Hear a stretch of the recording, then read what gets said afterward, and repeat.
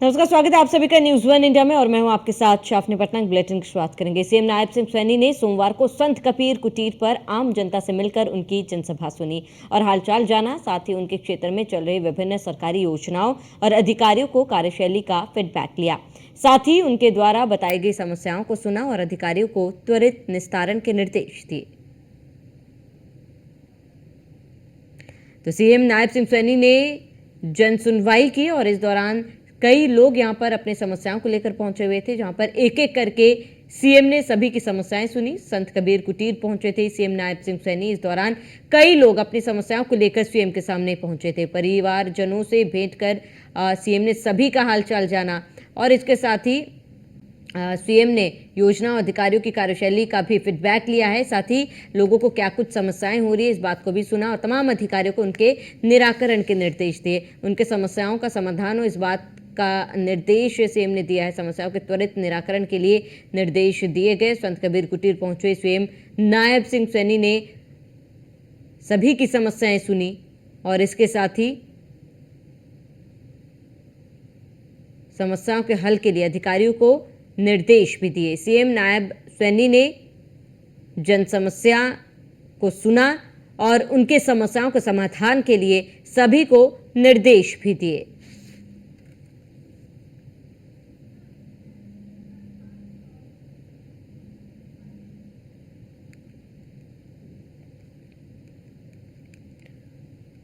तो सीएम नायब सिंह सैनी ने जन समस्याओं को सुना है और ऐसे में सरकारी योजनाओं का भी फीडबैक लिया और कई लोगों से उन्होंने मुलाकात की। इसके साथ ही आपको बता दें कि अलग अलग विभागों की समस्याओं को सीएम ने सुना। सीएम नायब सिंह सैनी सोमवार को संत कबीर कुटीर पर आम जनता से उन्होंने मुलाकात की, उनकी जनसभा को सुना और हालचाल जाना। साथ ही उनके क्षेत्र में चल रहे विभिन्न सरकारी योजनाओं और अधिकारियों की कार्यशैली का फीडबैक लिया। साथ ही उनके द्वारा बताई गई समस्याओं को सुना गया और अधिकारियों को त्वरित निस्तारण के निर्देश भी दिए हैं। और आपको बता दें कि लगातार सीएम लोगों के बीच में पहुंच रहे हैं, लोगों की समस्याओं को सुन रहे हैं और आज भी संत कबीर कुटीर पहुंचे थे सीएम, जहां लोगों की समस्याएं सुनी और सरकारी योजनाओं का फीडबैक भी लिया। लोगों को सरकारी योजनाओं का कितना लाभ मिल रहा है और क्या कुछ समस्याएं लोगों को आ रही है, सभी चीज़ों को सुनकर अधिकारियों को तुरंत इन लोगों के समाधान के निर्देश दिए गए। और ये तस्वीरें आपको दिखा रहे जहाँ पर लोगों का हालचाल जान रहे सीएम और उनके परिवारजनों का हालचाल जाना है। साथ ही सरकारी योजनाओं का फीडबैक ले रहे हैं कि आम जनता तक सरकारी योजनाओं का लाभ कितना हद तक मिल पा रहा है, कितना फ़ायदा सरकारी लाभों से उठा रहे हैं। सरकारी योजनाओं का भी फीडबैक लिया गया और सीएम नायब सिंह सैनी ने जन समस्याओं को सुना। तो सरकारी योजनाओं का भी फीडबैक लिया गया और इसके साथ ही सीएम नायब सैनी ने जन समस्याओं को सुना और सरकारी योजनाओं का फीडबैक लिया गया है। ऐसे में आपको बता दें कि सीएम नायब सैनी ने जन समस्याएं सुनी, समस्याओं के त्वरित निराकरण के निर्देश दिए गए।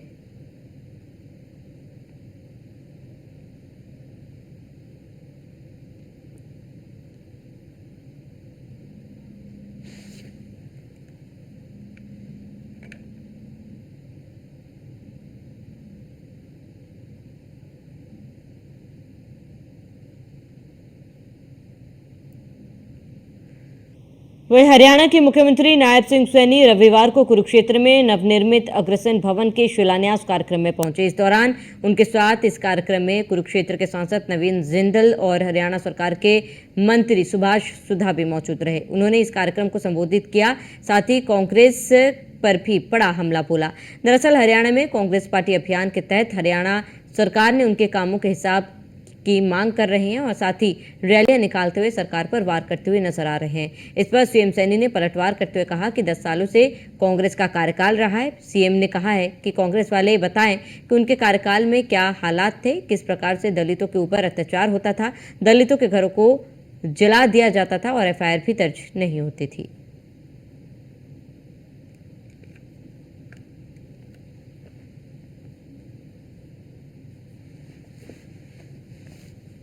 तो सीएम नायब सिंह सैनी ने जन समस्याओं को भी सुना और इसके साथ ही कांग्रेस पर निशाना साधा।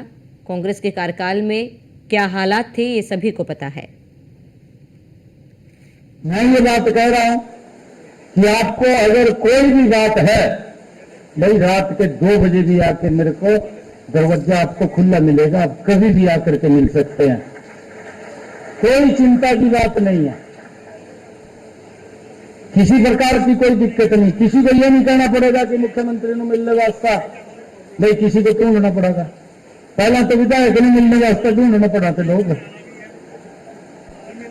यही बात है ना है, विधायक को मिलने वास्ता लोग ढूंढने पड़ा था कि कौन है विधायक का आदमी, वोट भी देते थे हम।